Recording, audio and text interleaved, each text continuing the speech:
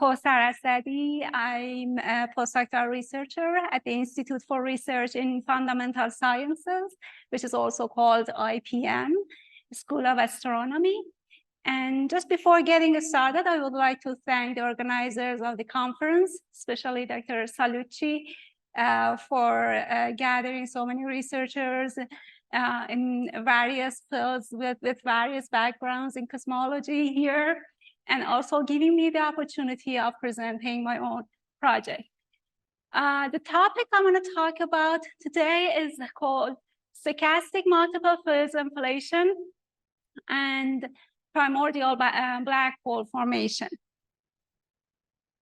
First of all, I'll have a very quick review to the inflationary theory, and I'm sure you all know it better than me. And then I'll take a look at the delta informalism, which is a tool that I need that further. And I review the stochastic process. And then in the fourth section, I'll arrive to the stochastic delta informalism, which is somehow the combination of the first three parts. And after that, I am quite ready to start talking about my own projects. First, I will talk about the inflationary theory with stochastic boundaries, and then I try to extend it to higher dimensions with multiple fields inflation. And finally, I will conclude. The topics I'm going to talk about today are based on the following papers that I had collaboration with my colleagues at IPM, Dr. Firuz Jahi and Dr. Nasiri.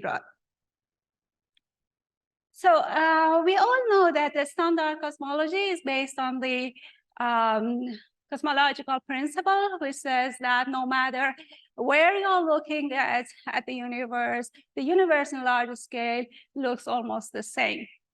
And we all know that this is the most successful model, explaining the current universe. But despite all its success, it suffers from some shortcomings that I'm not going to talk about the details. And it seems that an inflationary theory, an inflationary period, can be helpful in solving such problems. Inflation says that in a very, very short period, the universe has experienced an inflationary expansion. It expanded very, very rapidly.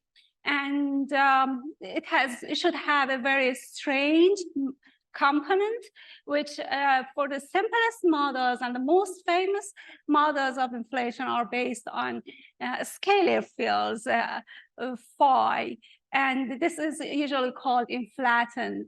This field is going to make that period of fast expansion.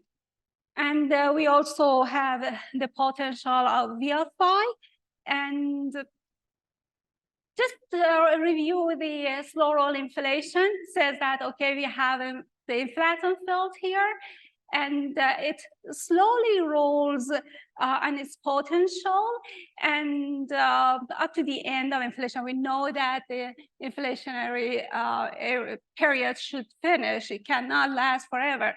So, and after that, it will go to the minimum of the potential, some oscillations, and we have other periods that I'm not going to talk about those. So we have phi of end of inflation and an inflationary area. These are main equations in an inflationary theory. A very important concept in inflation is the inflationary perturbations. And it is said that to achieve the current structure of the universe, we are required the inflaton field to have some fluctuations. The theory is like this. Okay, different part of the universe might have different fluctuations, delta phi. Here, this is the field phi, and it also has some very, very small fluctuations. And in parts that delta phi is positive, it will reach the end of inflation sooner. So the inflationary period will last less. I mean, it will finish sooner. And quite the contrary, when delta phi is negative, it means that it reaches the surface of inflation later, and this difference in time will bring about a difference in energy density, delta rho, the one that we need for structures. And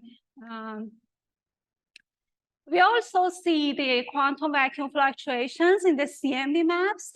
And so we are all required to have an inflation model with which can explain the fluctuations.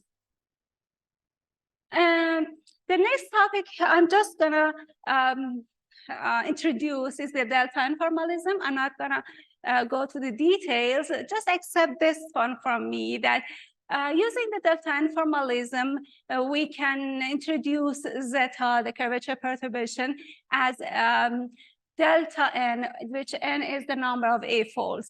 And this can be helpful in finding the power spectrum. Actually, I will use this definition a lot. And this is the power spectrum of the curvature perturbation that can be related by the power spectrum of delta n.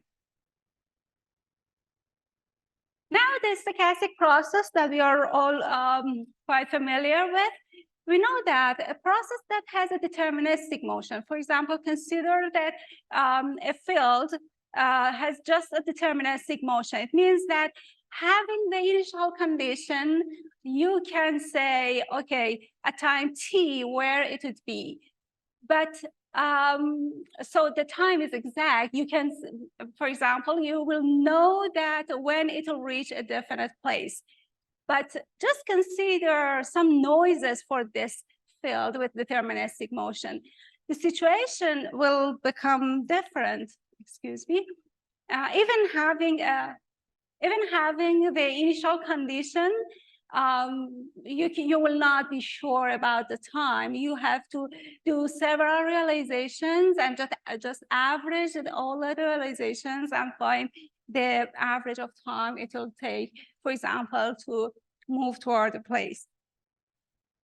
We just face stochastic processes in our daily life a lot. And so just reviewing the stochastic process, and before that, the inflationary theory, I'm sure all of you can guess how I'm going to use this stochastic field in inflation. It is actually the noises of this stochastic field are going to play the role of fluctuations of the field of inflation that we needed. There are two very important equations that we need them after several calculations and details. We obtain first the Langevin equation. The Langevin equation shows the time evolution of the field. It contains two terms. The first term shows the deterministic motion, the one that we have just talked about.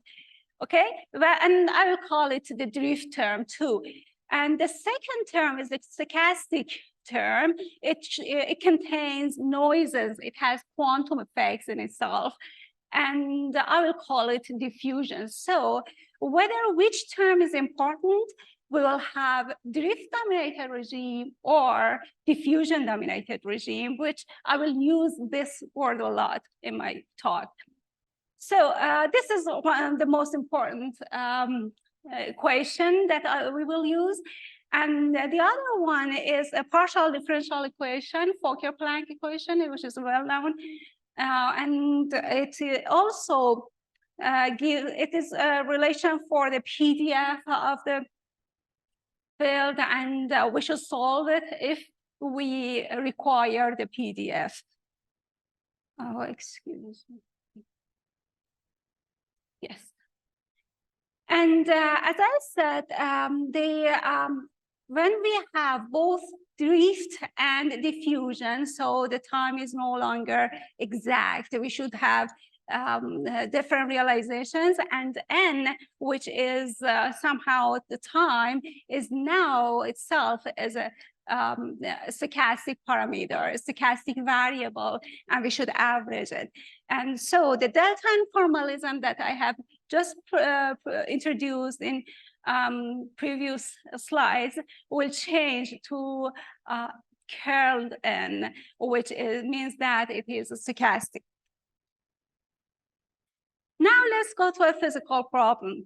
Consider that a field, first just an example, a field which to me as someone who is going to work in inflation is the inflaton field. Okay, it just has the diffusion term, no drift term, no velocity, okay, just noises. And it is restricted between two boundaries. Okay, what are these boundaries in cosmology? As I said, as we reviewed the inflationary theory, inflation should end in a place. So these boundaries are places that whenever the field hits these boundaries, the inflation will end according to their being absorbing or reflecting, okay? So we consider the field restricted between two boundaries, phi plus and phi minus, and just try to solve the problem, find the first heating probability and also the average of time it takes to heat one of the boundaries. Now the question that we have done is that, let's just make this example a bit more complicated. Consider the case that not only does the field in the middle, I mean the stochastic field has a noise and drift, but also the boundaries themselves have stochastic motions. And what will happen? Let's first of all talk about the motivation in cosmology. We have some multiple field models in cosmology that in them sometimes only one field is in charge of running the inflationary period, and the other field is only responsible at the surface of end of inflation. So this would be the same case. So with this motivation, we try to solve this problem. I will just pass the details. Here, just phi is the scalar field, and sigma is the spectator field, the one that I'm just gonna take it by stochastic boundaries. Okay, and this is a stochastic boundary, and here's a field. In a drift-dominated regime, since you know that the field is just moving toward one side, it has a velocity, so you are quite sure that it will hit this boundary, not the other one. So you can just forget about the other boundary and solve this problem. And write the Langevin equation, try to solve them.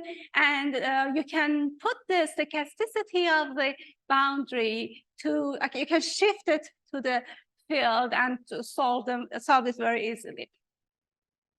And find the power spectrum and the mean number of epochs and whatever you need.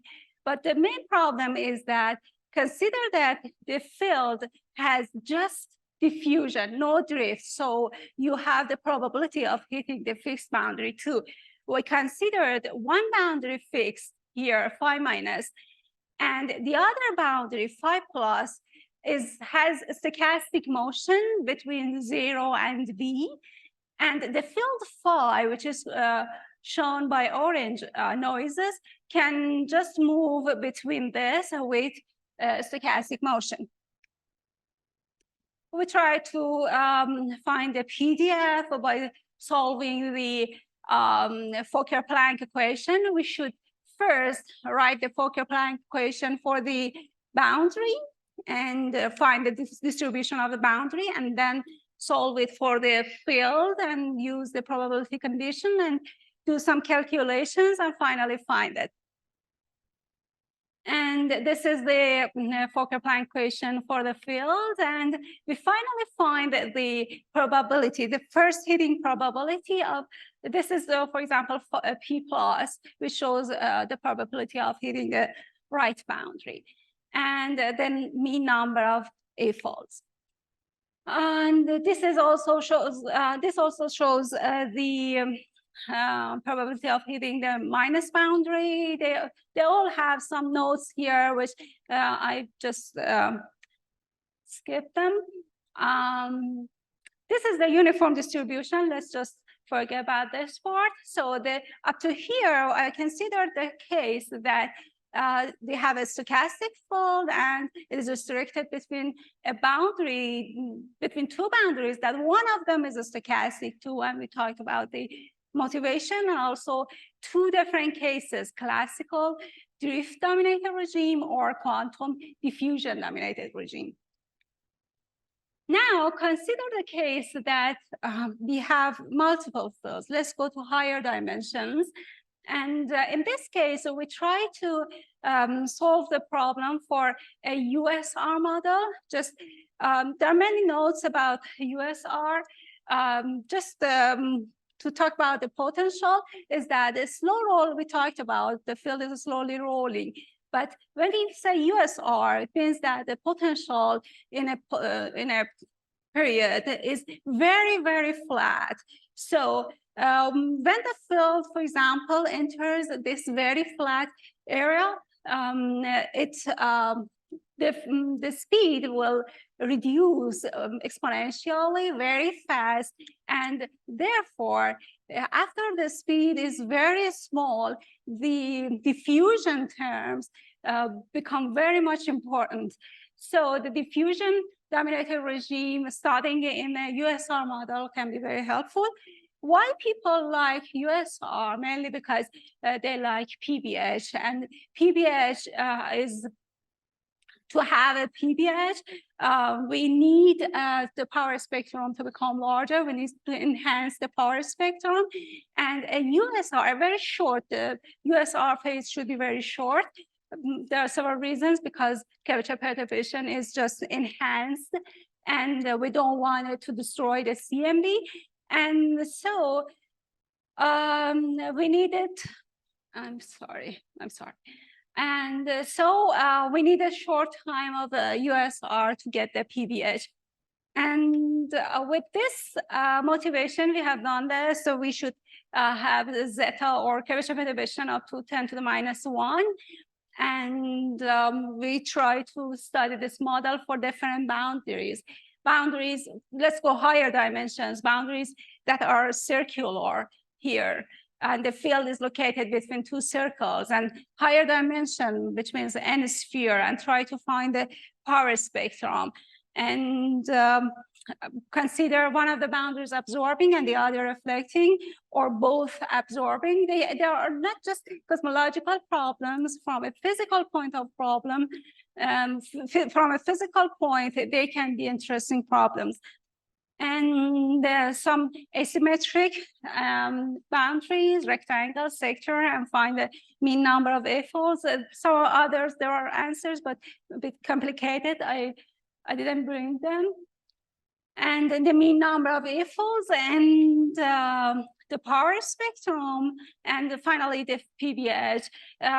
So through the relation that we have, but the only thing that we need is the PDF through this equation. The PDF, we find the PDF through the Fokker-Planck equation, find the joint data to find the, the number of folds shouldn't last too much. So just 2-3 folds. The power spectrum should be of order 10 to the minus 2. And we find the phase space, the parameter space, and finally try to constrain the model with observations that we have from PBH. So to conclude, I would say in the second part, we have tried to solve a multiple fields inflationary model with some unusual boundaries, some symmetric and asymmetric boundaries, and we also try to find the PBH by having the PDF. Thank you.